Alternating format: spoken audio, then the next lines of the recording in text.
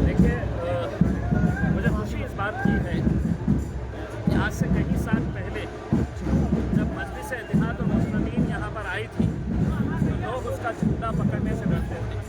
तब इनमें से बहुत सारे ऐसे नौजवान थे, उन्होंने ये झंडे को संभाला और आज ये वक्त आ गया है कि मजलिस की एक सीट हासिल करने के लिए 50-50 लोग कतार के अंदर खड़े हुए हैं।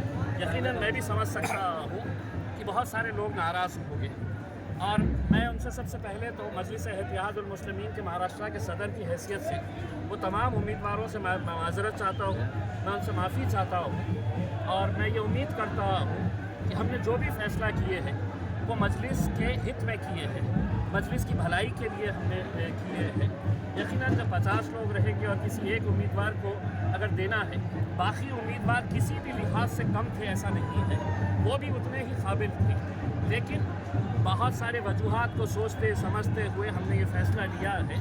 मैं जो लोग भी नाराज़ हैं उनसे ये कहूँगा कि देखिए, आज ये दिन हम जो देख रहे हैं वो आप सब की मेहनतों का नतीजा है और अगर इससे कोई नाराज़ होकर कोई दूसरे पक्ष में अगर जा रहा है तो मेरा ये कहना है कि फिर इसका मतलब ये है कि आपको इत्तेहाद की कोई फ़िक्र नहीं थी, आपको मजलिस से मोहब्बत नहीं थी, आपको सिर्फ कुर्सी चाहिए थी, आपको सिर्फ एक टिकट चाहिए थी। मैं तमाम लोगों से यही अपील करूँगा, एक बहुत अच्छा मौका आया है, बहुत अच्छे नौजवानों को हमने चुन कर अभी फ़िलहाल टिकट दिए हैं और इंशाल्लाह देखेंगे आपकी 16 तारीख के दिन जो है। आज जो ये नौजवानों का जो जुनून है, तो ये जुनून रहेगा कि ऑटो में तकसीम होंगे?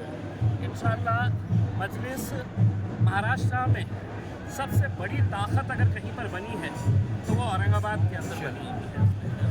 यहीं के औरंगाबाद की आवाम ने पूरे हिंदुस्तान के अंदर एक पैगाम दिया कि इत्तेहाद में अगर हम रहेंगे तो हमारी कैसी ताकत बन सकती है।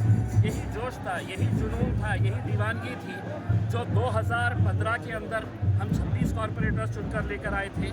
एक एमएलए यहाँ पर बना, एक एमपी यहाँ पर बना और आज जब ये वक्त आया है तो सारी सियासी ताकतें एक तरफ है और ये नौजवान, ये दीवानों का हुजूम जो है वो आप इंशाल्लाह देखेंगे कि 16 तारीख के दिन ये शहर का रंग कैसा होगा। आपके विरोधकों ने आपके पोस्टर भी जलाए, आपके पोस्टर भी फाड़े, क्या आप उनको बनाने की कोशिश करेंगे? देखिए, वो भी मेरे अपने हैं और मैं जैसा पहले कहा हूँ कि उनकी नाराज़गी जायज़ है, मैं ख़तई उनसे खफा नहीं हूँ, मैं ख़तई उनसे नाराज़ नहीं हूँ, वो भी मेरे अपने हैं। लेकिन जैसा मैंने आपको बताया है, अगर किसी एक को अगर हम टिकट देते हैं तो बाकी जितने भी उम्मीदवार हैं उनको भी ऐसा लगता है कि यार ये टिकट मुझे मिलना चाहिए था। कुछ उसको कबूल कर लेते हैं और कुछ जो है वो इल्ज़ाम लगाते हैं, तहमतें लगाते हैं। लेकिन मैं इतना कहना चाहूँगा, जब तक मेरे क़ायद बैरिस्टर असदुद्दीन अवैसी साहब का यकीन और भरोसा मेरे ऊपर है तो तब तक मैं मजलिस को मजबूत करने के लिए हर कोशिश करता रहूँगा और मेरे साथ ये जितने भी जियाले हैं, ये जितने भी नौजवान हैं, इंशाल्लाह मजलिस को आगे लेकर जाएंगे। उनका कहना है क्या एमआईएम का विरोध नहीं है, इम्तियाज़ जलील का विरोध है? ठीक है, हो सकता है ना, अगर असदुद्दीन अवैसी साहब ने इख्तियार अगर मुझे दिए थे कि आप अगर ये फ़ैसला करें करके उसमें, मुझे उनसे सिर्फ एक ही सवाल करना है कि आप मुझे ये बता दें कि ऐसा कौन सा उम्मीदवार है जो आपको लगता है कि इम्तियाज़ जलील ने गलत फ़ैसला लिया है करके। अगर गलत फ़ैसला लिया होता तो इतनी सारी हुजूम जो है वो उनके साथ नहीं रहता था उसमें। ठीक है, जो ख्वाहिशमंद थे, जिनको ऐसा लगता था कि हमें मिलना चाहिए, नहीं मिला, लेकिन इसका मतलब ये नहीं है कि वो मजलिस ही नहीं है। वो कल भी हमारे थे, आज भी हमारे हैं और आने वाले वक्त के अंदर भी।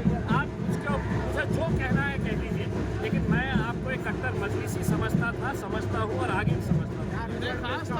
खासतौर उसामा को लेकर उनके अंदर नाराज़गी है। देखिए, नौजवान लड़के हैं, पार्टी के साथ जुड़े हैं। अगर एक नौजवान आया है तो हमारे पास हाजी शेरू जैसे बुजुर्ग भी आज जुड़े हुए हैं उसमें। मेरे हिसाब से आप मजलिस को अगर हमें आगे लेकर जाने का है तो हम सब साथ में मिलकर आएंगे तो ही हमें ताकत बनेंगे।